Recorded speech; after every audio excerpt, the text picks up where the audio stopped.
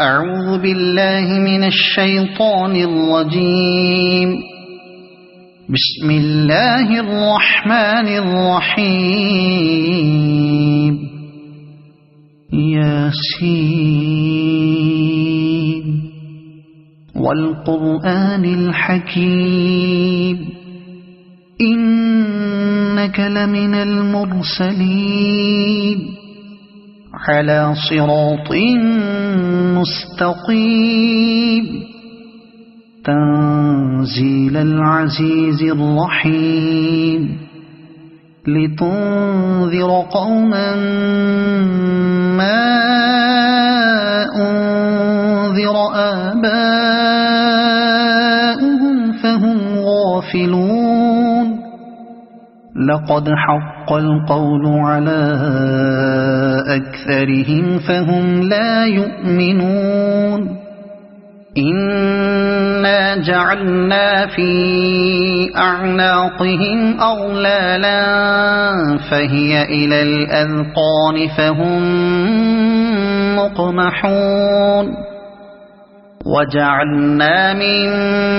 بين أيديهم سدا ومن خلفهم سدا فأغشيناهم فهم لا يبصرون. وسواء عليهم أأنذرتهم أم لم تنذرهم لا يؤمنون. إنما تنذر من اتبع الذكر وخشي الرحمن بالغيب فبشره بمغفرة وأجر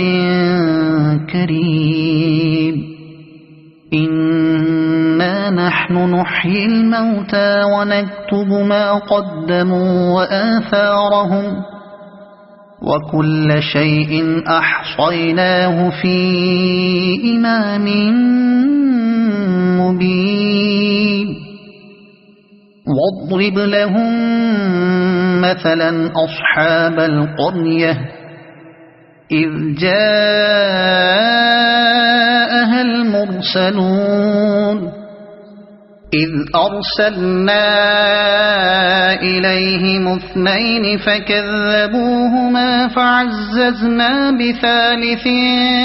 فقالوا إنا إليكم مرسلون. قالوا ما أنتم إلا بشر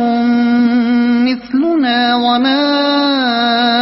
أنزل الرحمن من شيء إن أنتم إلا تكذبون. قالوا ربنا يعلم إنا إليكم لمرسلون وما علينا إلا البلاغ المبين. قالوا إنا تطيرنا بكم لئن لم تنتهوا لنرجمنكم وليمسنكم منا عذاب أليم. قالوا طائركم معكم أئن ذكرتم بل أنتم قوم مسرفون. وجاء من أقصى المدينة رجل يسعى قال يا قوم اتبعوا المرسلين اتبعوا من لا يسألكم أجرا وهم مهتدون. وما لي لا أعبد الذي فطرني وإليه ترجعون. أأتخذ من دونه آلهة إن يردني الرحمن بضر لا تغن عني شفاعتهم شيئا ولا ينقذون. إني إذا لفي ضلال مبين إني آمنت بربكم فاسمعون قيل ادخل الجنة قال يا ليت قومي يعلمون بما غفر لي ربي وجعلني من المكرمين وما أنزلنا على قومه من بعده من جند من السماء وما كنا منزلين إن كانت إلا صيحة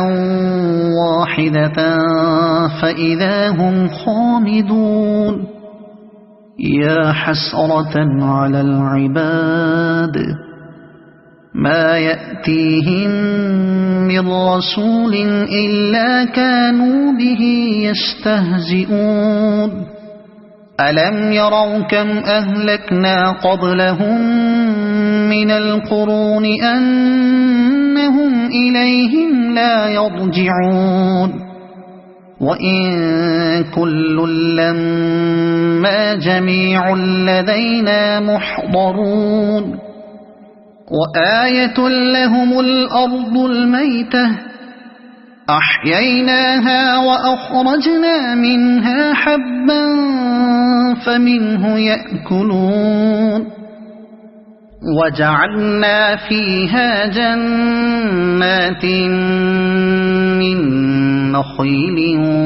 وأعناب وفجرنا فيها من العيون ليأكلوا من ثمره وما عملته أيديهم أفلا يشكرون سبحان الذي خلق الأزواج كلها مما تنبت الأرض ومن أنفسهم ومما لا يعلمون وآية لهم الليل نسلخ منه النهار فإذا هم مظلمون والشمس تجري لمستقر لها ذلك تقدير العزيز العليم والقمر قدرناه منازل حتى عاد كالعرجون القديم لا الشمس ينبغي لها أن تدرك القمر ولا الليل سابق النهار وكل في فلك يسبحون وآية لهم أنا حملنا ذريتهم في الفلك المشحون وخلقنا لهم من مثله ما يركبون وإن نشأ نغرقهم فلا صريخ لهم ولا هم ينقذون إلا رحمة منا ومتاعا إلى حين وإذا قيل لهم اتقوا ما بين أيديكم وما خلفكم لعلكم ترحمون وما تأتيهم من آية من آيات ربهم إلا كانوا عنها معرضين وإذا قيل لهم أنفقوا مما رزقكم الله قال الذين كفروا للذين آمنوا أنطعم من لو يشاء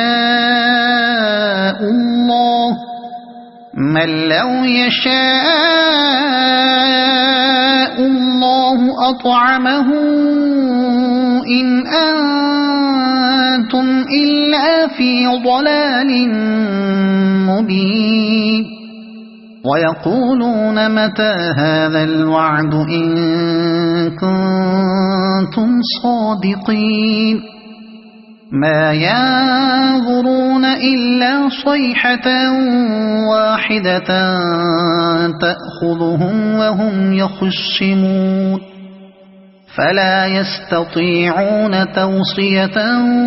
ولا إلى أهلهم يرجعون ونفخ في الصور فإذا هم من الأجداث إلى ربهم ينسلون قالوا يا ويلنا من بعثنا من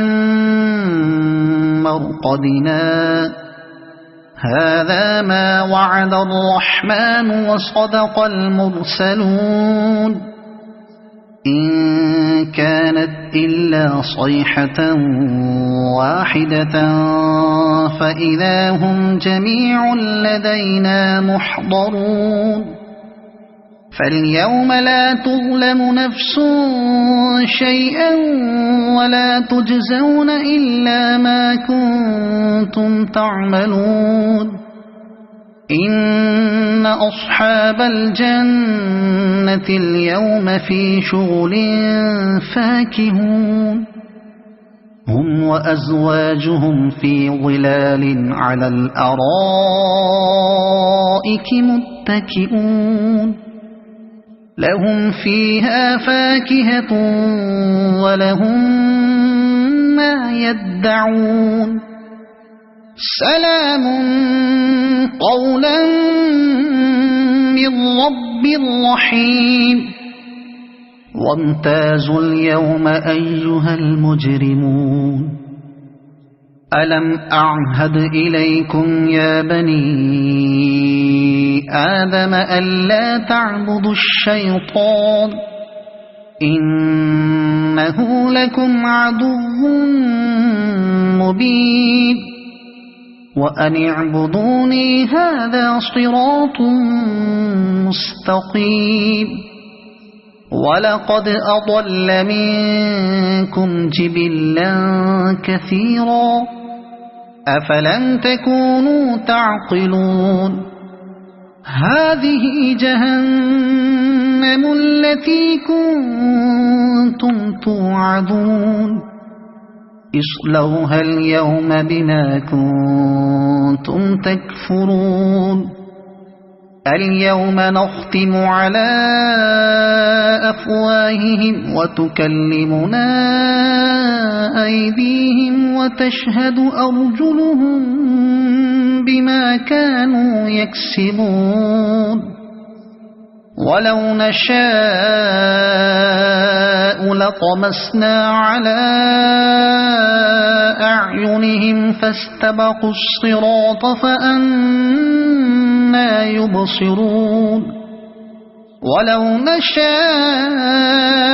لمسخناهم على مكانتهم فما استطاعوا مضيا ولا يرجعون ومن نعمره ننكسه في الخلق أفلا يعقلون وما علمناه الشعر وما ينبغي له إن هو إلا ذكر وقرآن مبين لينذر من كان حيا ويحق القول على الكافرين أولم يروا أنا خلقنا لهم مما عملت أيدينا أنعاما فهم لها مالكون وذللناها لهم فمنها ركوبهم ومنها يأكلون ولهم فيها منافع ومشارب أفلا يشكرون واتخذوا من دون الله آلهة لعلهم ينصرون لا يستطيعون نصرهم وهم لهم جند محضرون فلا يحزنك قولهم إنا نعلم ما يسرون وما يعلنون أولم ير الإنسان أنا خلقناه من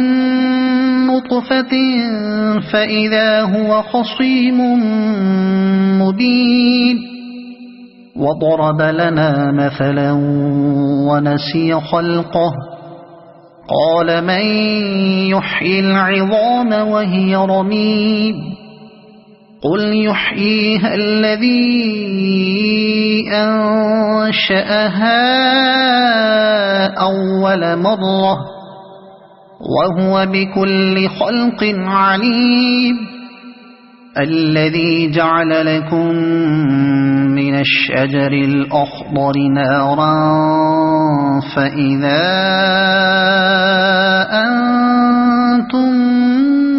منه توقدون أوليس الذي خلق السماوات والأرض بقادر على أن يخلق مثلهم بلى وهو الخلاق العليم إنما أمره إذا أراد شيئا أن يقول له كن فيكون فسبحان الذي بيده ملكوت كل شيء وإليه ترجعون صدق الله العظيم أعوذ بالله من الشيطان الرجيم بسم الله الرحمن الرحيم إذا وقعت الواقعة ليس لوقعتها كاذبة خافضة رافعة إذا رجت الأرض رجا وبست الجبال بسا فكانت هباء منبثا وكنتم أزواجا ثلاثة فأصحاب الميمنة ما أصحاب الميمنة وأصحاب المشأمة ما أصحاب المشأمة والسابقون السابقون أولئك المقربون في جنات النعيم ثلة من الأولين وقليل من الآخرين على سرر موضونة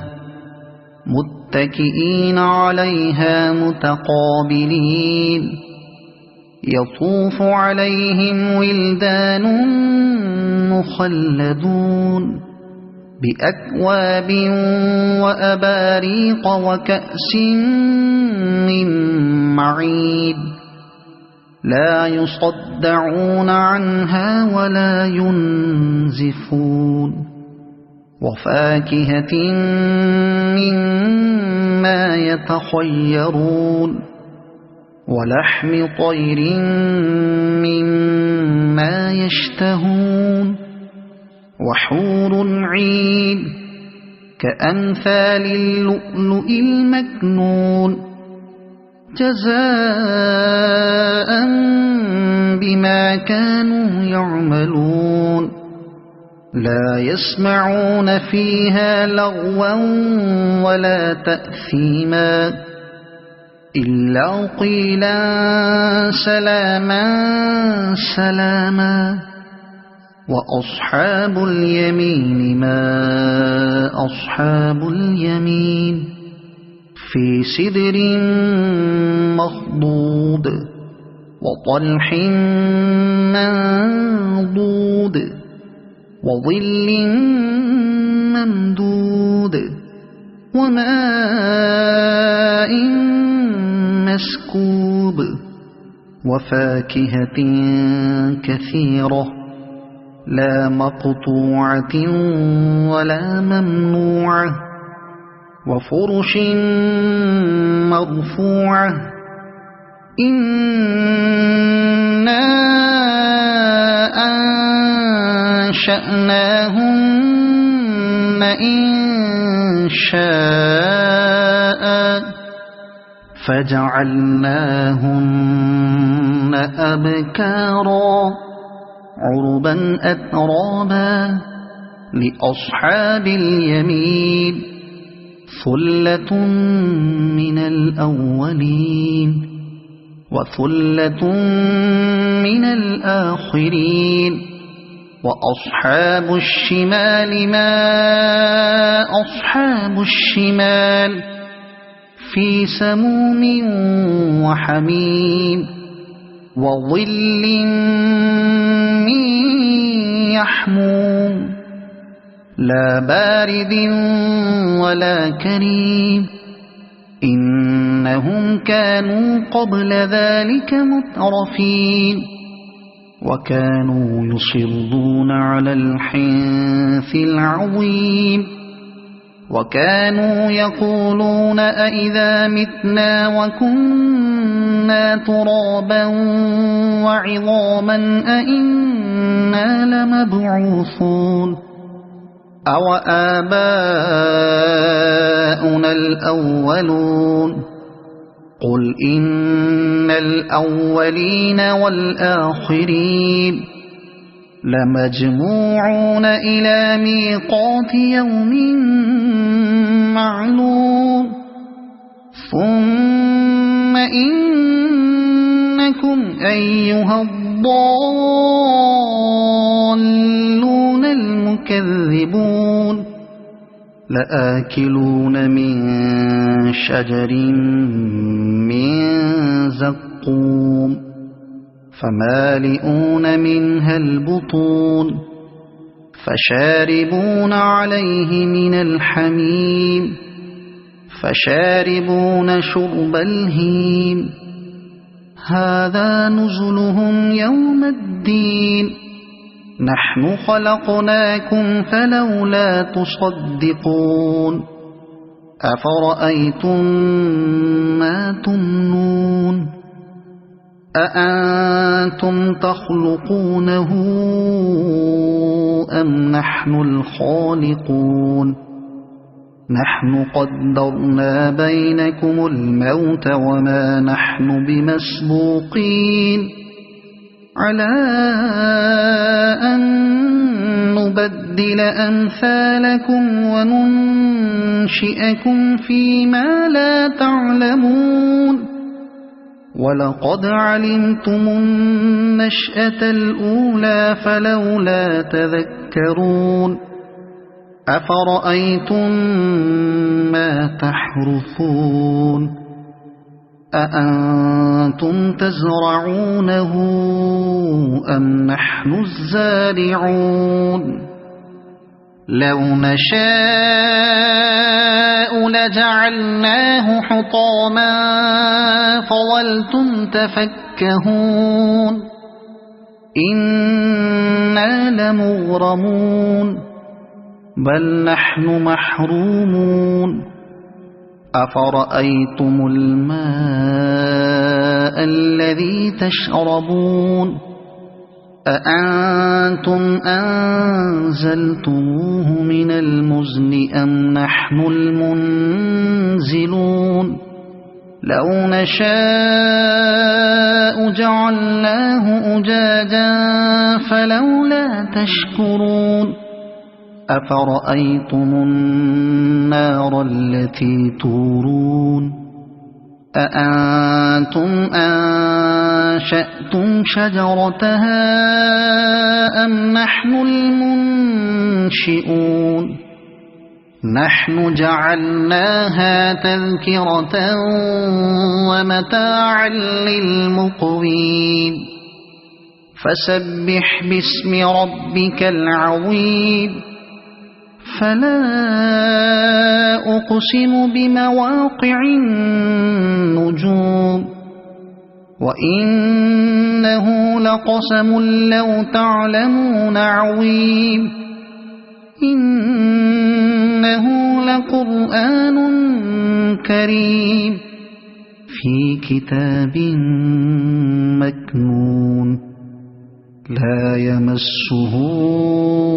إلا المطهرون تنزيل من رب العالمين أفبهذا الحديث أنتم مدهنون وتجعلون رزقكم أنكم تكذبون فلولا إذا بلغت الحلقوم وأنتم حينئذ تنظرون ونحن أقرب إليه منكم ولكن لا تبصرون فلولا إن كنتم غير مدينين ترجعونها إن كنتم صادقين فأما إن كان من المقربين فروح وريحان وجنة نعيم وأما إن كان من أصحاب اليمين فسلام لك من أصحاب اليمين وأما إن كان من المكذبين الضالين فنزل من حميم وتصلية جحيم إن هذا لهو حق اليقين فسبح باسم ربك العظيم صدق الله العظيم. أعوذ بالله من الشيطان الرجيم. بسم الله الرحمن الرحيم. الرحمن علم القرآن خلق الإنسان علمه البيان الشمس والقمر بحسبان والنجم والشجر يسجدان والسماء رفعها ووضع الميزان ألا تطغوا في الميزان وأقيموا الوزن بالقسط ولا تخسروا الميزان والأرض وضعها للأنام فيها فاكهة والنخل ذات الأكمام والحب ذو العصف والريحان فبأي آلاء ربكما تكذبان خلق الإنسان من صلصال كالفخار وخلق الجان من مارج من نار فبأي آلاء ربكما تكذبان رب المشرقين ورب المغربين فبأي آلاء ربكما ربكما تكذبان مرج البحرين يلتقيان بينهما برزخ لا يبغيان فبأي آلاء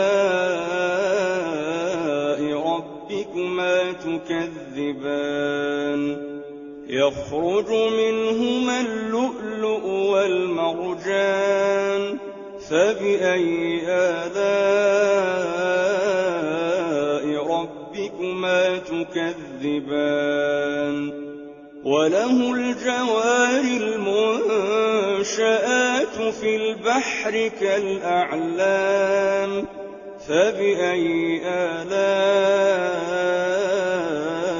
ربكما تكذبان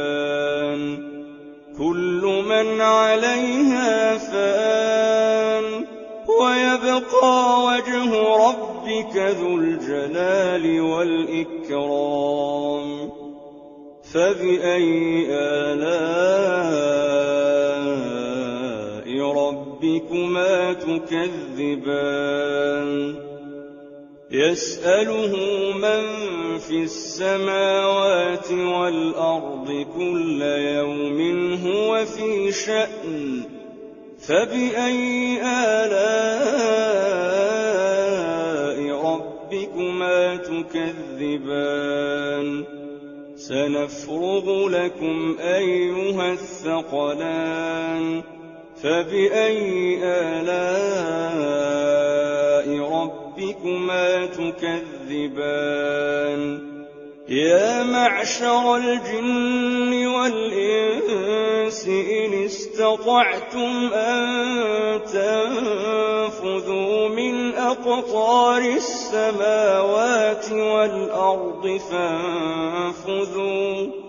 لا تنفذون إلا بسلطان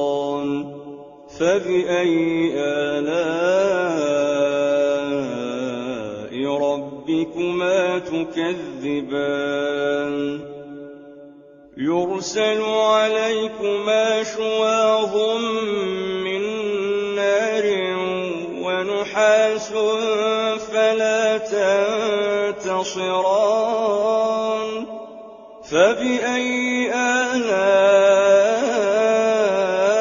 ربكما تكذبان فإذا انشقت السماء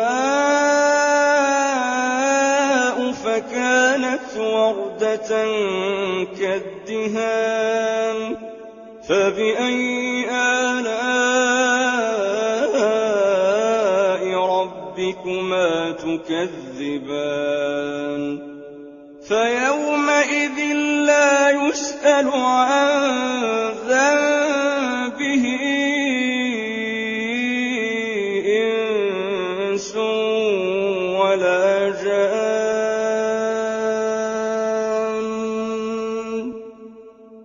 فبأي آلاء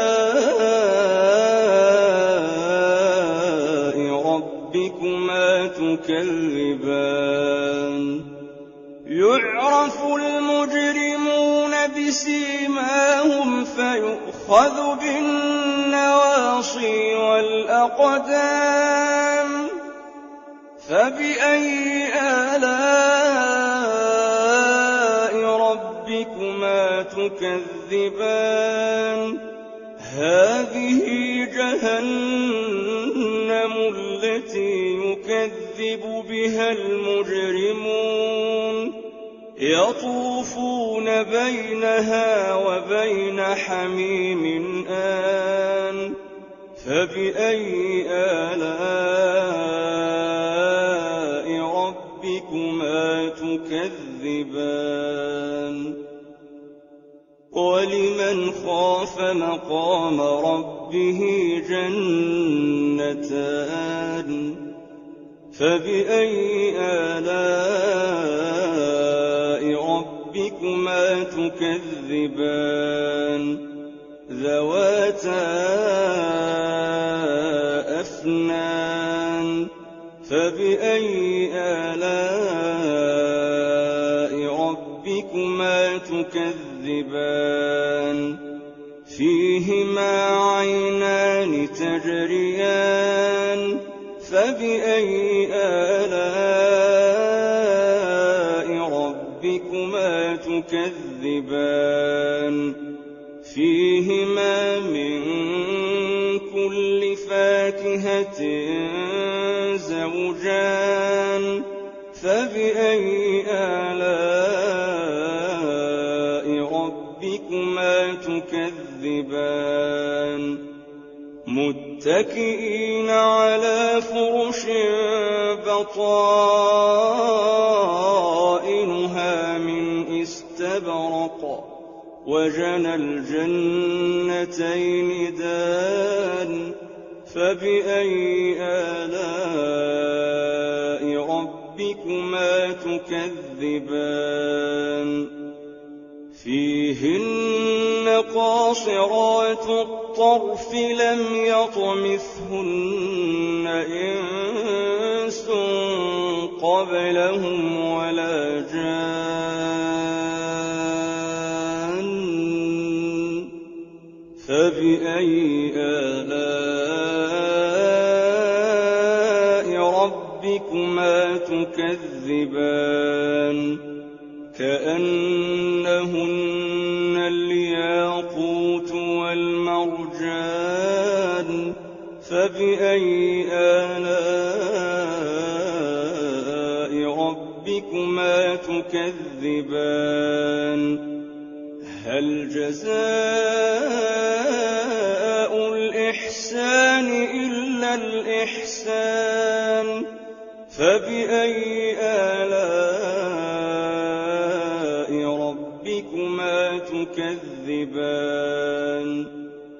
ومن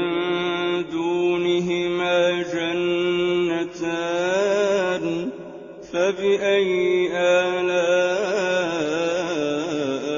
ربكما تكذبان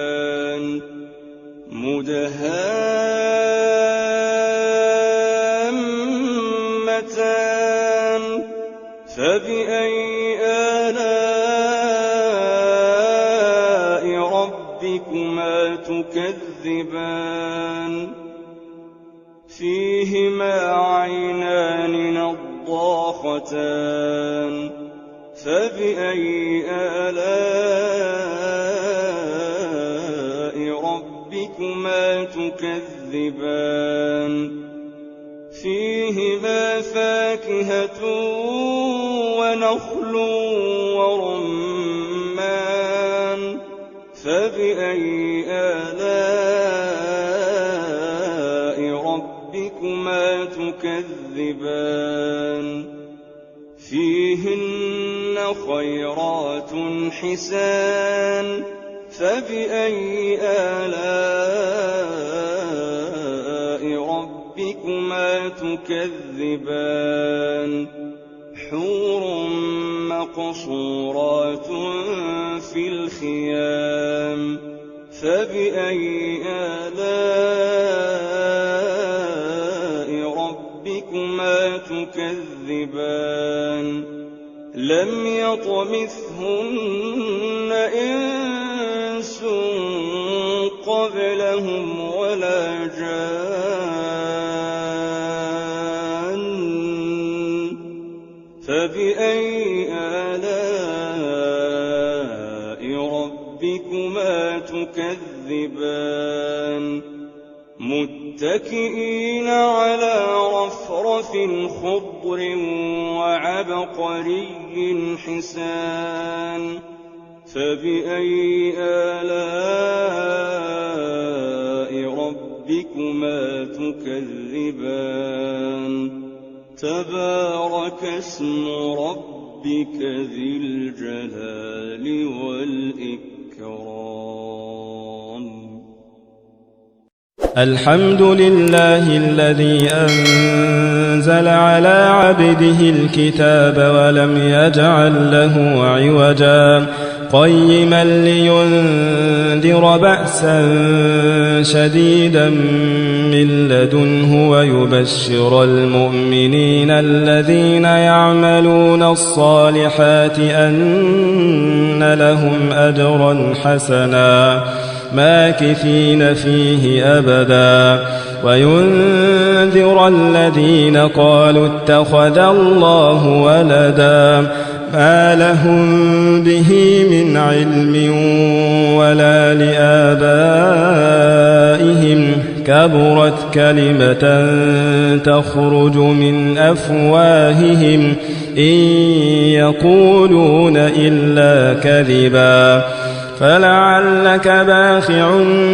نفسك على آثارهم إن لم يؤمنوا بهذا الحديث أسفا إنا جعلنا ما على الأرض زينة لها لنبلوهم أيهم أحسن عملا وإنا لجاعلون ما عليها صعيدا جرزا أم حسبت أن أصحاب الكهف والرقيم كانوا من آياتنا عجبا إذ أوى الفتية إلى الكهف فقالوا ربنا آتنا من لدنك رحمة وهيئ لنا من أمرنا رشدا فضربنا على آذانهم في الكهف سنين عددا ثم بعثناهم لنعلم أي الحزبين أحصى لما لبثوا أمدا نحن نقص عليك نبأهم بالحق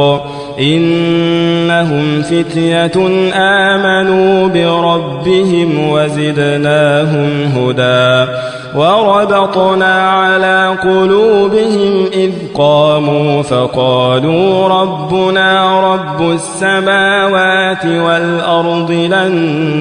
ندعو من دونه إلها لقد قلنا إذا شططا هؤلاء قومنا اتخذوا من دونه آلهة لولا يأتون عليهم بسلطان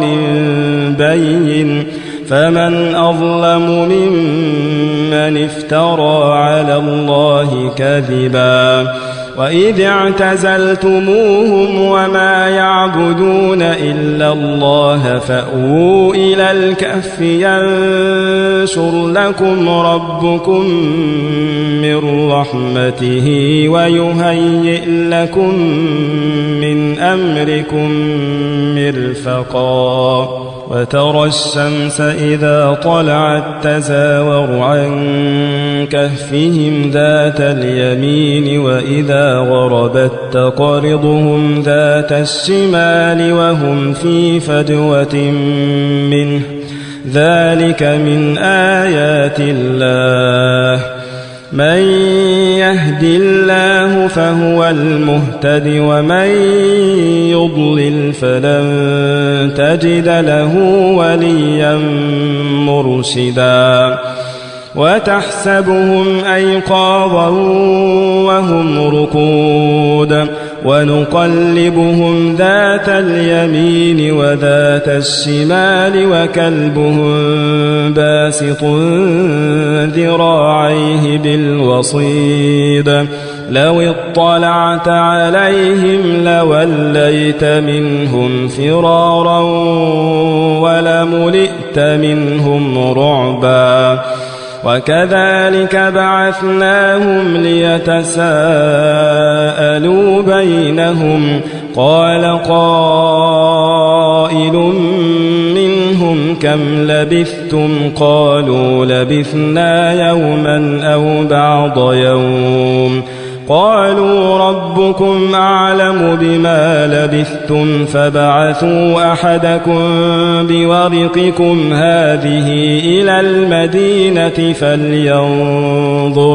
فلينظر أيها أزكى طعاما فليأتكم برزق منه وليتلطف ولا يشعرن بكم أحدا إنهم إن يظهروا عليكم يرجموكم أو يعيدوكم في ملتهم ولن تفلحوا إذا أبدا وكذلك أعثرنا عليهم ليعلموا أن وعد الله حق وأن الساعة لا ريب فيها إذ يتنازعون بينهم أمرهم فقالوا بنوا عليهم بنيانا ربهم أعلم بهم قال الذين غلبوا على أمرهم لنتخذن عليهم مسجدا سيقولون ثلاثة رابعهم كلبهم ويقولون خمسة سادسهم كلبهم رجما بالغيب ويقولون سبعة وثامنهم كلبهم قل ربي أعلم بعدتهم ما يعلمهم إلا قليل فلا تمار فيهم إلا مراء ظاهرا ولا تستفت فيهم منهم أحدا ولا تقولن لشيء إني فاعل ذلك غدا إلا أن يشاء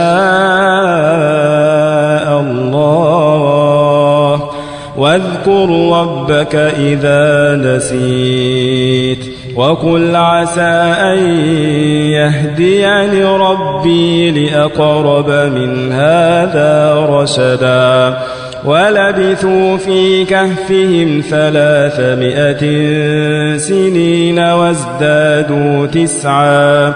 قل الله أعلم بما لبثوا له غيب السماوات والأرض أبصر به وأسمع ما لهم من دونه من ولي ولا يشرك في حكمه أحدا واتل ما أوحي إليك من كتاب ربك لا مبدل لكلماته ولن تجد من دونه ملتحدا واصبر نفسك مع الذين يدعون ربهم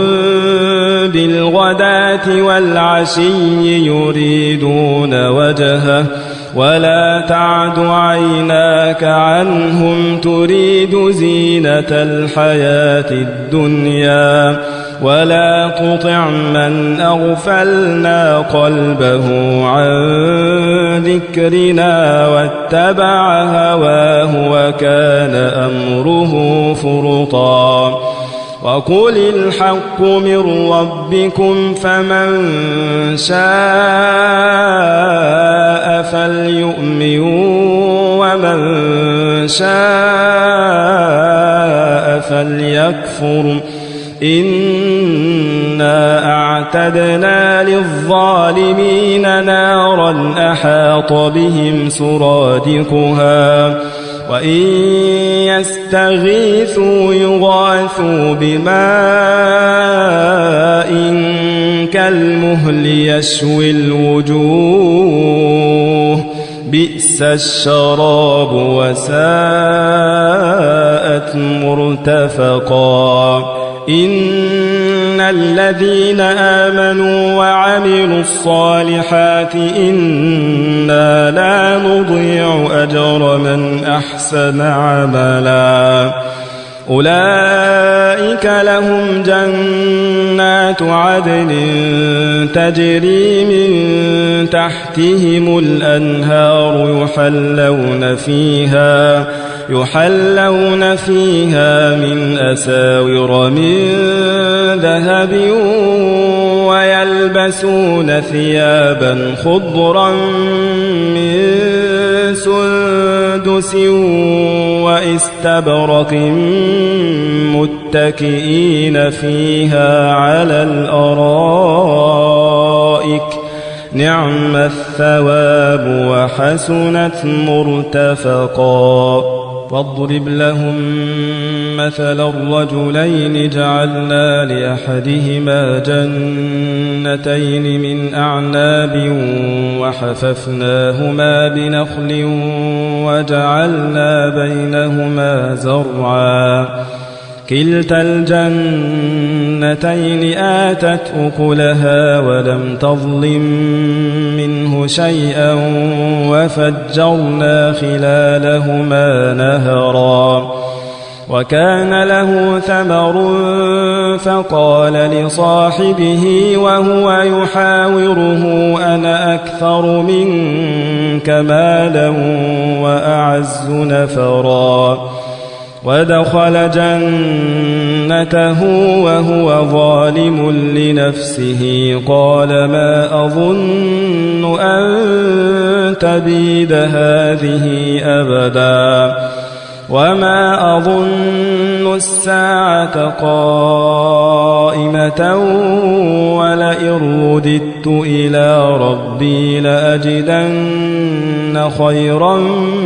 منها منقلبا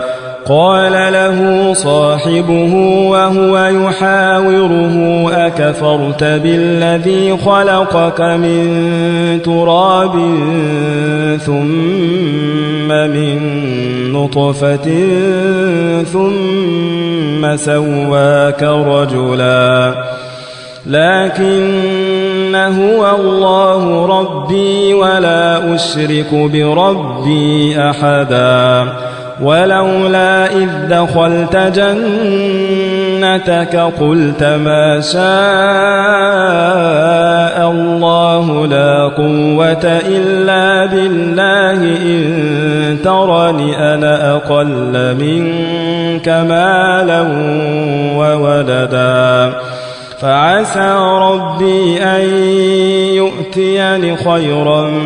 من جنتك ويرسل عليها حسبانا من السماء فتصبح صعيدا زلقا أو يصبح ماؤها غورا فلن تستطيع له طلبا وأحيط بثمره فأصبح يقلب كفيه على ما أنفق فيها وهي خاوية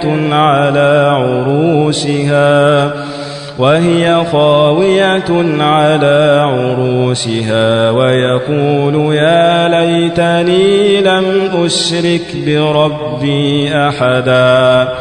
ولم تكن له فئة ينصرونه من دون الله وما كان منتصرا هنالك الولاية لله الحق هو خير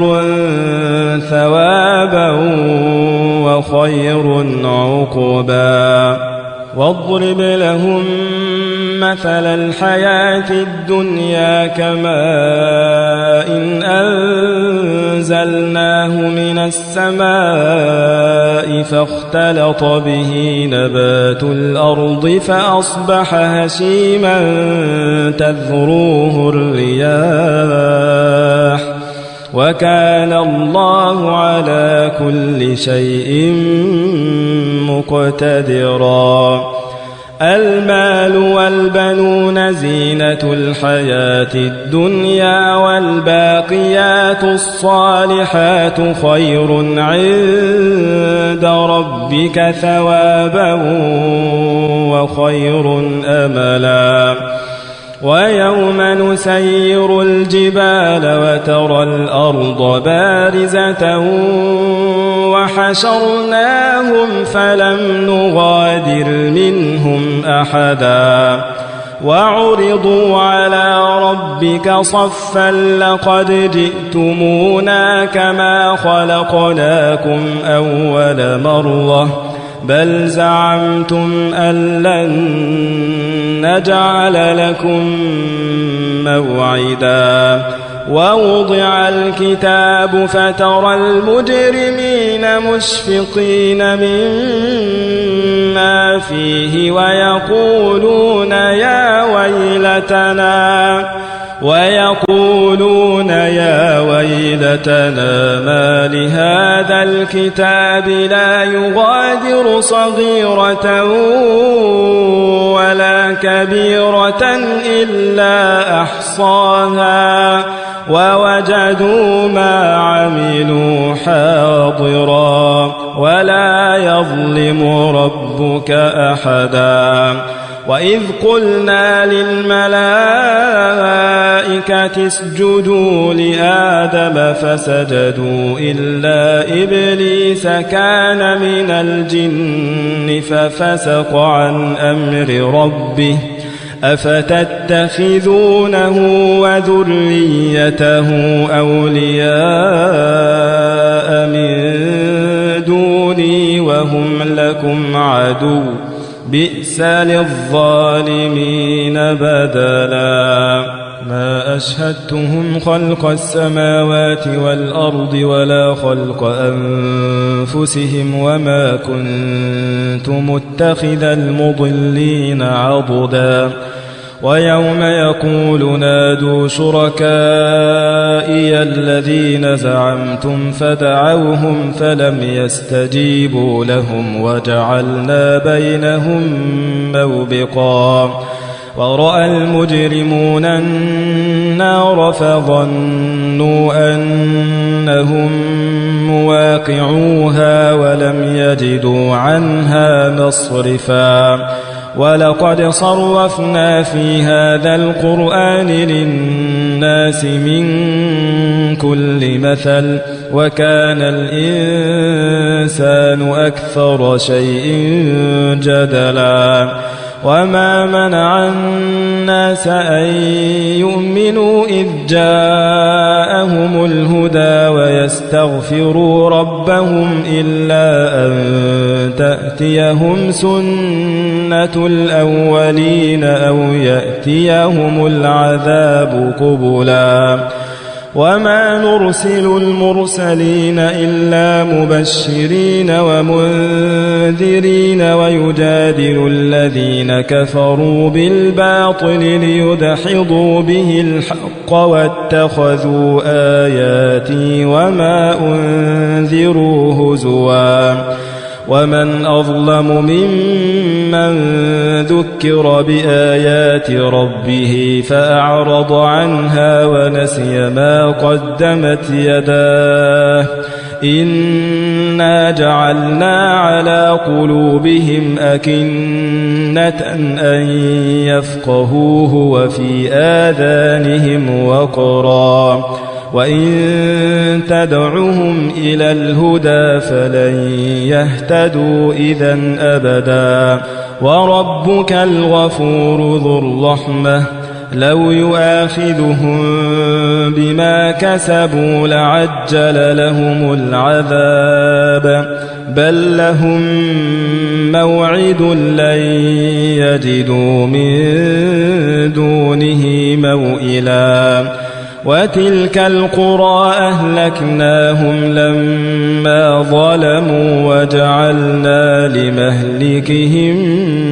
موعدا وإذ قال موسى لفتاه لا أبرح حتى أبلغ مجمع البحرين أو أمضي حقبا فلما بلغا مجمع بينهما نسيا حوتهما فاتخذ سبيله في البحر سربا فلما جاوزا قال لفتاه آتنا غداءنا لقد لقينا من سفرنا هذا نصبا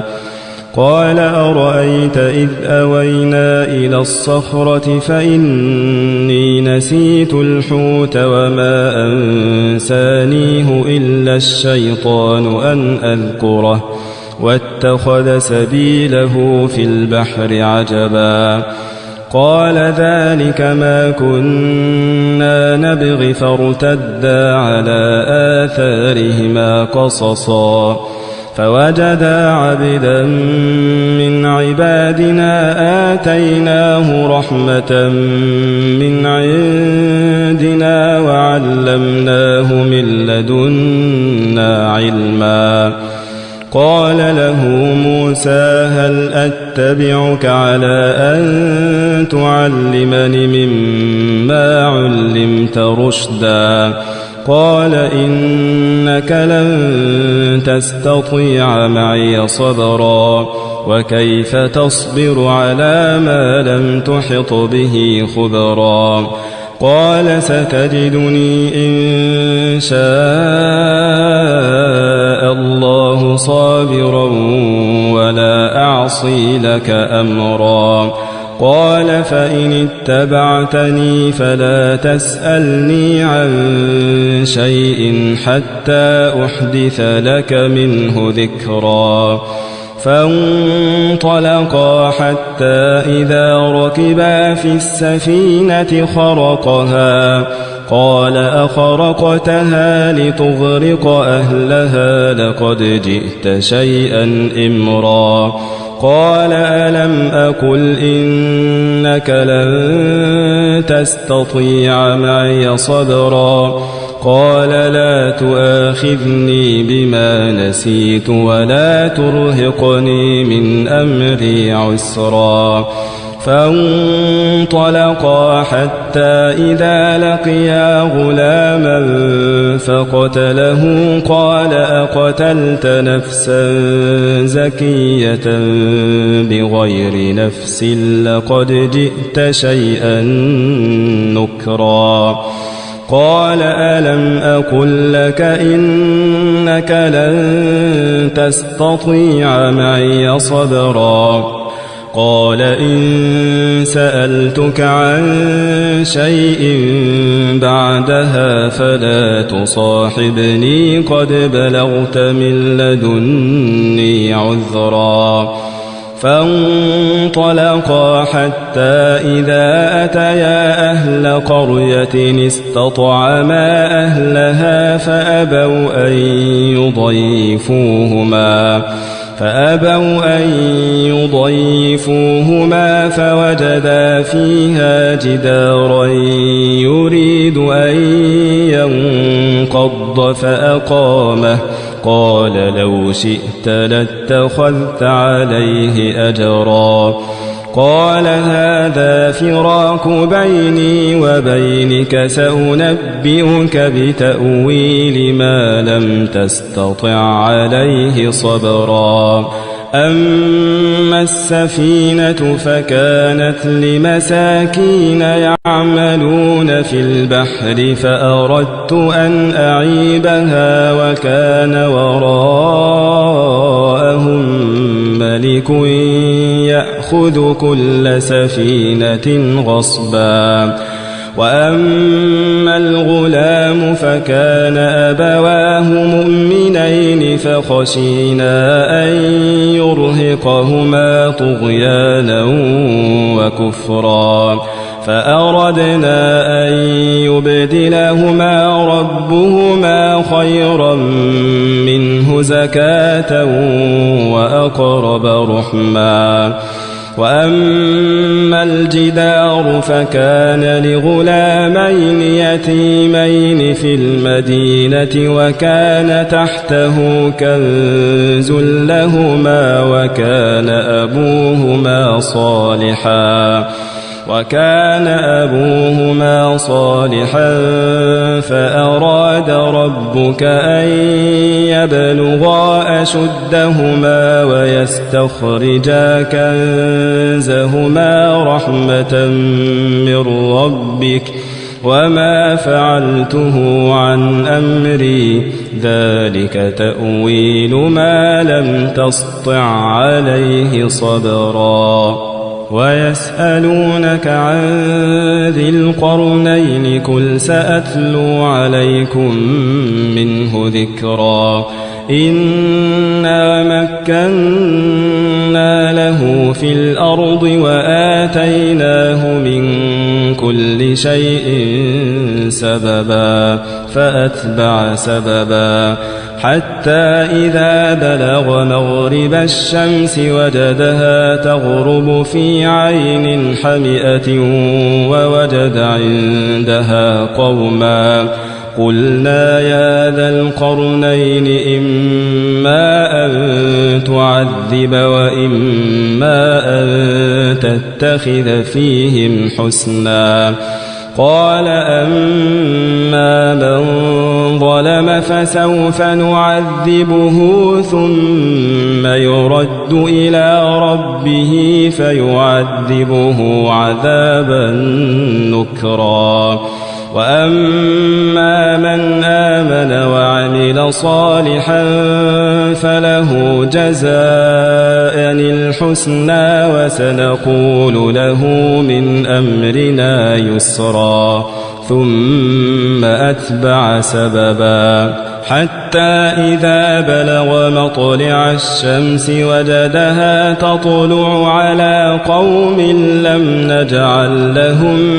من دونها سترا كذلك وقد أحطنا بما لديه خبرا ثم أتبع سببا حتى إذا بلغ بين السدين وجد من دونهما قوما لا يكادون يفقهون قولا قالوا يا ذا القرنين إن يأجوج ومأجوج مفسدون في الأرض فهل نجعل لك خرجا على أن تجعل بيننا وبينهم سدا قال ما مكني فيه ربي خير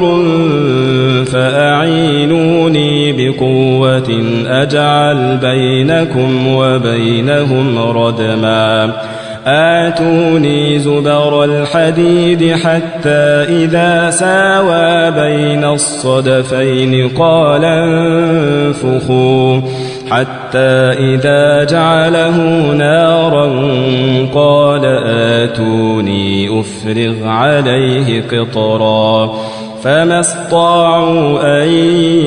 يظهروه وما استطاعوا له نقبا قال هذا رحمة من ربي فإذا جاء وعد ربي جعله دكاء وكان وعد ربي حقا وتركنا بعضهم يومئذ يموج في بعض ونفخ في الصور فجمعناهم جمعا وعرضنا جهنم يومئذ للكافرين عرضا الذين كانت أعينهم في غطاء عن ذكري وكانوا لا يستطيعون سمعا أفحسب الذين كفروا أن يتخذوا عبادي من دوني أولياء إنا أعتدنا جهنم للكافرين نزلا قل هل ننبئكم بالأخسرين أعمالا الذين ضل سعيهم في الحياة الدنيا وهم يحسبون أنهم يحسنون صنعا أولئك الذين كفروا بآيات ربهم ولقائه فحبطت أعمالهم فلا نقيم لهم يوم القيامة وزنا ذلك جزاؤهم جهنم بما كفروا واتخذوا آياتي ورسلي هزوا إن الذين آمنوا وعملوا الصالحات كانت لهم جنات الفردوس نزلا خالدين فيها لا يبغون عنها حولا قل لو كان البحر مدادا لكلمات ربي لنفد البحر قبل أن تنفد كلمات ربي ولو جئنا بمثله مددا قل إنما أنا بشر مثلكم يوحى إلي أنما إلهكم إله واحد فمن كان يرجو لقاء ربه فليعمل عملا صالحا ولا يشرك بعبادة ربه أحدا. أعوذ بالله من الشيطان الرجيم. بسم الله الرحمن الرحيم. تبارك الذي بيده الملك وهو على كل شيء قدير الذي خلق الموت والحياة ليبلوكم أيكم أحسن عملا وهو العزيز الغفور الذي خلق 7 سماوات طباقا ما ترى في خلق الرحمن من تفاوت فارجع البصر هل ترى من فطور ثم ارجع البصر كرتين ينقلب إليك البصر خاسئا وهو حسير ولقد زينا السماء الدنيا بمصابيح وجعلناها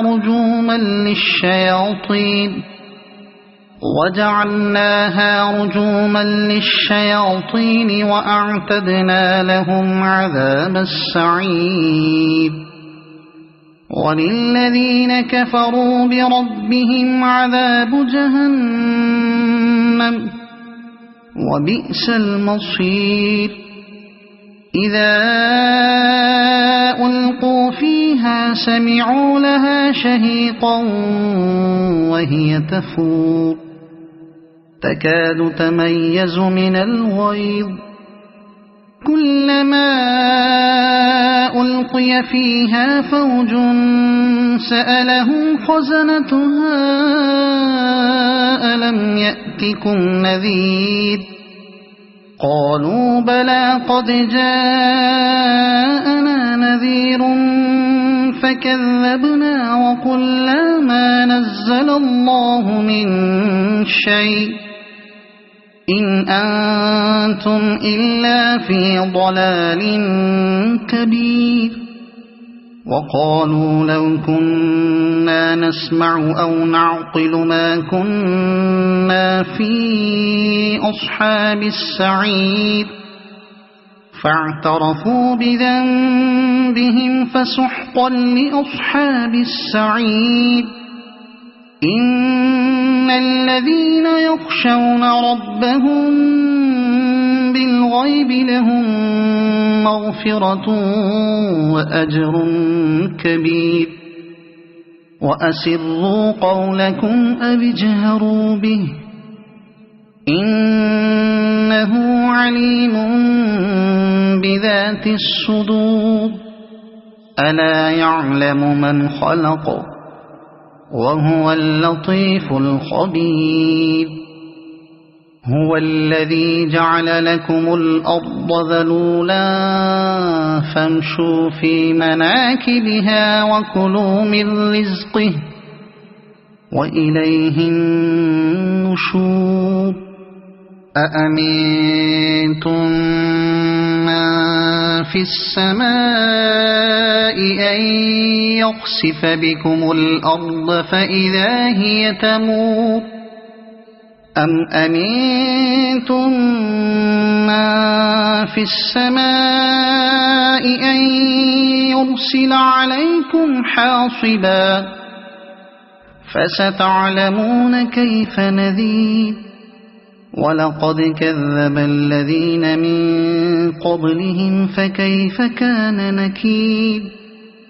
أولم يروا إلى الطير فوقهم صافات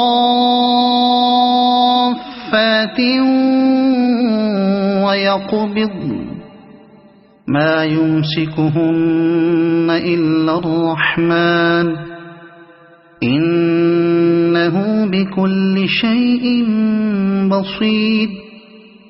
أمن هذا الذي هو جند لكم ينصركم من دون الرحمن إن الكافرون إلا في غرور أمن هذا الذي يرزقكم إن أمسك رزقه بل لجوا في عتو ونفور أفمن يمشي مكبا على وجهه أهدى أمن يمشي سويا على صراط مستقيم قل هو الذي أنشأكم وجعل لكم السمع والأبصار والأفئدة قليلا ما تشكرون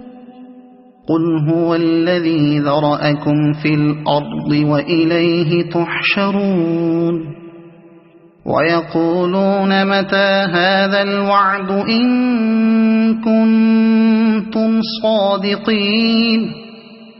قل إنما العلم عند الله وإنما أنا نذير مبين فلما رأوه زلفة سيئت وجوه الذين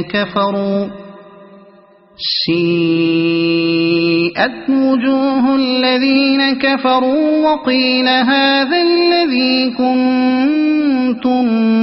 به تدعون قل أرأيتم إن أهلكني الله ومن